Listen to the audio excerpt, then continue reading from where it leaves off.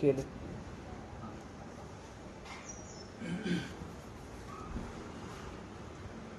अथ संवत्सर फलम स्वस्ति श्रीमंत शालिवाहन शक 1948 पराभव नाम संवत्सर.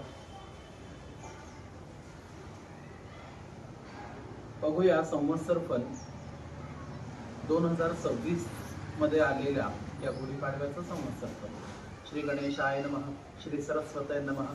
अथ संवत्सर फलम स जयति सिंदूरवदनो देवो यत्पाद पंकज स्मरणम वासरमनिरिव तमसा राशीन नाशयती विघ्नानां. प्रारंभी श्री गजाननाचे स्मरण केले असता सूर्योदय होताच ज्याप्रमाणे तिमिर समूहांचा नाश होतो त्याप्रमाणे सर्व विघ्नांचा नाश होतो. तो सिंदूर वदन देव उत्कर्ष पावत आहे. नत्वा गणपती खेटाण ब्रह्मा विष्णू शिवात्मकान संवत्सर फलम वक्षे सर्व कामार्थ सिद्धये. सर्व कार्याची सिद्धी होण्याकरिता श्री महागणपती ब्रह्मा विष्णू आणि महेश्वर यांना नमस्कार करून संवत्सर फल सांगतो. नूतन संवत्सर सुरू होते त्या दिवशी घरोघर ध्वज व तोरणे उभारावी. मंगल स्नान अभ्यंग स्नान करून ब्राह्मणासह देवांची व गुरूंची पूजा करावी. स्त्रिया व मुले यांना वस्त्रालंकारांनी भूषित करून उत्साह करावा. ज्योतिषाचा सत्कार करावा. त्यांकडून वर्षफल श्रवण करावे म्हणजे हे वर्ष लाभप्रद होईल. प्रथम मंगल स्नान करून अमृतापासून उत्पन्न झालेल्या कडुनिंबाचे कोवळ्या पानांचे चूर्ण करून पुढे सांगितल्याप्रमाणे भक्षण करावे म्हणजे व्याधींचा नाश होऊन सुख विद्या आयुष्य लक्ष्मी संपत्ती ही प्राप्त होतात. मिरे हिंग मीठ ओवा व साखर यांच्यासह पुष्पासहित कडुनिंबाच्या कोवळ्या पानांचे चूर्ण चिंचेत काढून रोग शांती होण्याकरिता भक्षण करावे. पंचांगस्थ गणपतीचे ब्राह्मण व ज्योतिषी यांचे पूजन करून याचकांना यथाशक्ती दानादिकांनी तोषवून मिष्टान्न भोजन घालावे. नाना प्रकारची गीते वाद्ये व पुण्यपुरुषांच्या कथा ऐकून दिवस घालवावा म्हणजे संपूर्ण वर्ष सुखाने जाते. राजाचे फल श्रवण केले असता वैभव अचल होते. प्रधानाचे फल श्रवण केले असता सर्व कुशलता प्राप्त होते. अग्रधान्यशाचे फल श्रवण केले असता लक्ष्मी स्थिर होते. मेघाधिपतीचे फल श्रवण केले असता वाणी सुरस होते. रसाधिपतीचे फल श्रवण केले असता धार्मिक बुद्धी स्थिर होते. पश्चात धान्याधिपतीचे फल श्रवण केले असता दीर्घायुष्य प्राप्त होते. चैत्रे पुण्यमये वसंत समये नव्यम फलम वार्षिकम नित्यम यः शृणुयाद गौगदलनम चायुर्यशः श्रीकरम वेदा विष्णुहरो रविंदु महिजः सौम्यो गुरु भार्गवो मंदो अगुरुः शशिखश्च शत्रुदलनम कुर्वन्तु सर्वग्रहाः. प्रतिवर्षी वसंत ऋतूच्या पुण्यकारक अशा चैत्र महिन्यात नवीन वर्षफल श्रवण केले असता पातकांच्या ओघांचा नाश होतो. आयुष्य यश व लक्ष्मी यांची वृद्धी होते. ब्रह्मा विष्णू महेश रविचंद्र मंगळ बुध गुरु शुक्र शनी राहू व केतू सर्व शत्रूंचा नाश करो. प्रतिवर्षी वर्ष प्रतिपदेच्या दिवशी जे भक्तिपूर्वक संवत्सर फल श्रवण करतात ते रोग दुःख व दारिद्र्य रहित होऊन आनंदाने व धनधान्यांनी युक्त होतात. सूर्य तुमच्या आयुष्याची वाढ करेल. चंद्र यशाची, मंगळ ऐश्वर्याची, बुध शुभ बुद्धीची, गुरु हा गौरवाची व शुक्र कोमल वाणीची वाढ करो. शनी आनंद व राहू बाहुबल देव आणि केतू तुमच्या कुलाची उन्नती करो. तिथीच्या श्रवणाने वैभव स्थिर होते. वाराच्या श्रवणाने दीर्घायुष्य प्राप्त होते. श्रवणाने नक्षत्र श्रवणाने केलेल्या पापांचा नाश होतो. योगाच्या श्रवणाने वियोग नाश होतो. कर्णाच्या श्रवणाने सर्व इच्छा पूर्ण होतात. ज्योतिषाकडून नित्य पंचांग श्रवण केले असता सिद्धी प्राप्त होतात. स्वस्ति श्री सूर्य सिद्धांत मतेन समस्त जगत उत्पत्ति स्थिति लय कारण श्री महाविष्णुर नाभिकमलोद्भवस्य वर्तमान ब्रह्मणः परमायुर वर्षशतम तत्रार्थम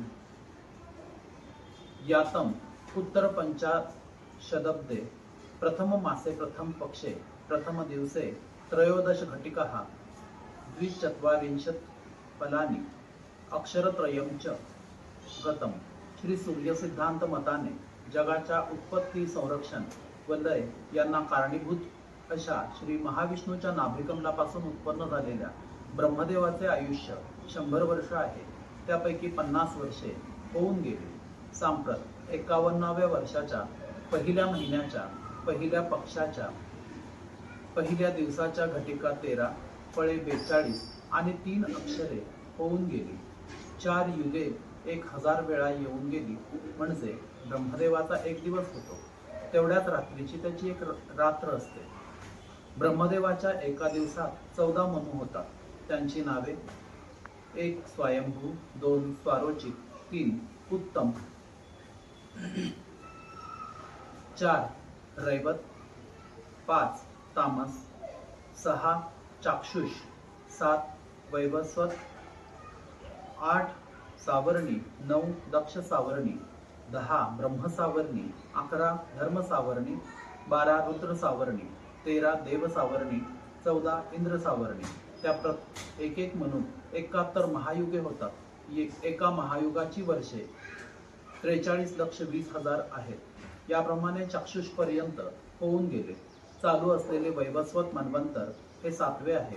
वैवस्वत मन्वंतरातील 27 महायुगे होऊन 28वे महायुग चालू आहे. कृतयुगाची वर्षे 17,28,000, त्रेतायुगाची वर्षे 12,96,000, द्वापार युगाची वर्षे 8,64,000 आणि सांप्रत चालू असलेल्या कलियुगाची वर्षे 4,32,000. तन्मध्ये षटककर्तारः आदौ इंद्रप्रस्थे युधिष्ठिरः शकः 4,34,000 द्वितीय उज्जयिन्या विक्रमस्तस्य शकः 5,33,000 तृतीयः प्रतिष्ठाननगरे शालिवाहनस्तस्य शकः 18,000 चतुर्थो वैतरण्या विजयाभिनन्दनस्तस्य शकः 10,000 पंचमो गौडदेशे धारातीर्थे नागार्जुनस्तस्य शकः 4,00,000 षष्ठः करवीरपत्तने कर्नाटके कल्क्यावतारः तस्य शकः 21,000 कलियुगामध्ये 6 शककर्ते होऊन गेले. कलियुगामध्ये 6 शककर्ते आहेत. प्रथम इंद्रप्रस्थात युधिष्ठिर धर्मराज झाला, त्याचा शक 3044 वर्षे.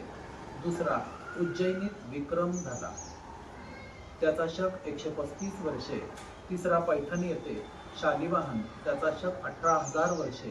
चौथा वैतरणी नदीचे काठी विजयाभिनंदन होईल, त्याचा शक 10,000 वर्षे. पाचवा गौड देशात धारातीर्थी नागार्जुन होईल, त्याचा शक 4,00,000 वर्षे. सहावा कोल्हापूर प्रांतात कल्की होईल, त्याचा शक 821 वर्षे. कलियुगाच्या एकंदर वर्षातून 5,127 वर्षे मागे पडली व 4,26,873 वर्षे शिल्लक आहे. अथ स्वस्ति श्रीमन पवित्रमार्क समयातीत गुजराती संवत 2082 पिंगल नाम संवत्सरे मारवाडीय संवत 2083 कालयुक्त नाम संवत्सरे तथा श्रीमनरूप शालिवाहन शके 1948 पराभुव नाम संवत्सरे राजा गुरुः मंत्री भौमः कोशाधीप शुक्रः मेघाधीप चंद्रः पूर्वसस्याधीपः गुरुः सेनादुर्गयोरधीपः चंद्रः छत्रधन क्षेत्राणमधीप गुरुः रसाधीप शनिः आज्ञाधीप चंद्रः मध्यपश्चाद्धान्याधीपः बुधः निर्शेषः गुरुः व्यापारफलकेतन प्रतापानामधीपः शनिः व्यवहार वस्त्र काष्ठानामधीपः चंद्रः नगराधीपः चंद्रः सर्वेषामधीपः गुरुः इत्याधीपाः आदौ संवत्सरफलम् अग्रधान्यामधिकं जलमल्पं भूभृतां भवति युद्धमनलप्लं सज्जनो गदवशाद्गदधामा वत्सरो यदि पराभवनामा या पराभव संवत्सरात पाण्याचा तुटवडा भासेल.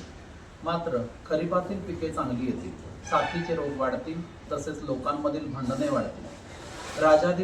राजादी फलांची व्यवस्था. राजाचे फल सौराष्ट्र, काठेवाड, पंजाब, उत्तर प्रदेशचा ईशान्य भाग, वऱ्हाड, विदर्भ, दिल्लीच्या पूर्वेकडील प्रदेश आणि पाटणा इत्यादी ठिकाणी. प्रधानाचे फल बंगाल प्रांतामध्ये, मेघाधिपतीचे फल बिहार व जबलपूरचे बाजूस, तसेच गंगेच्या दक्षिणेस व गंगा आणि शोन या नद्यांच्या संगमाच्या पूर्वेस. धान्य स्वामीचे फल गुजरातमध्ये, आर्द्रा प्रवेशाचे फल विंध्य पर्वताच्या मध्यभागी, रसाधिपतीचे फल कोकण, मध्य प्रदेश आणि राजस्थानमधील भूभाग. अर्घेशाचे फल आंध्र प्रदेशामध्ये, सेनेशाचे फल काश्मीर व पंजाबमध्ये, निर्सेशाचे फल दिल्ली व पंजाबचा उत्तरेकडील प्रदेश. फलाधिपतीचे फल गुजरात व सौराष्ट्रामध्ये. राजा गुरु असल्याने पाऊस चांगला पडेल आणि धान्य, फळ आणि दुग्धे मुबलक प्रमाणात मिळेल. यज्ञ यागादी कर्मे होतील. मंत्री मंगळ असल्यामुळे पाऊस कमी पडेल आणि धान्य कमी मिळेल. आग, चोर व रोगराई यांपासून लोके त्रस्त होतील, भांडणे वाढतील. मेघाधिपचंद्र असल्यामुळे पाणी विपुल मिळेल आणि धनधान्य वाढेल. विद्वानांचा गौरव होईल. खरीपाचा स्वामी गुरु असल्यामुळे पाऊस चांगला पडेल, धान्य व फळे विपुल प्रमाणात मिळतील. संपत्ती वाढून लोकांना आनंद होईल. रसांचा अधिपती शनी असल्यामुळे पाऊस थोडा पडेल, लोखंड महाग होईल. रब्बीचा स्वामी बुध असल्यामुळे गहू, मूग, ऊस, भात व दूध दुभते मुबलक मिळेल.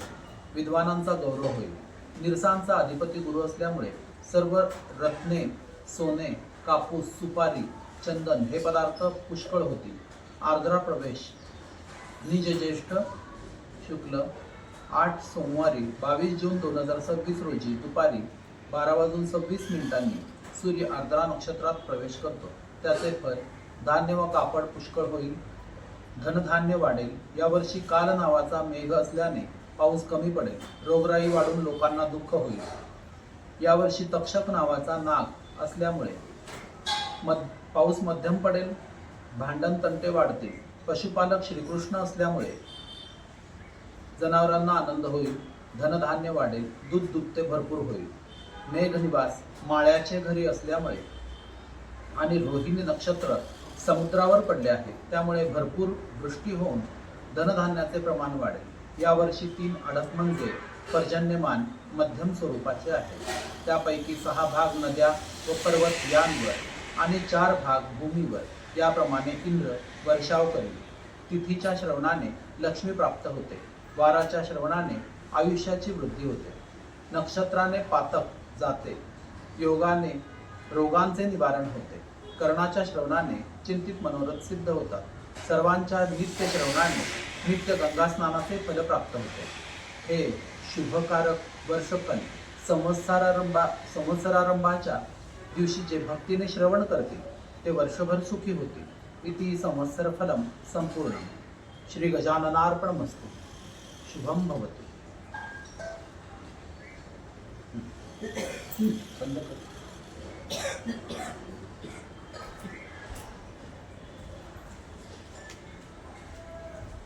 माळ्याचे घरी पाऊस आहे.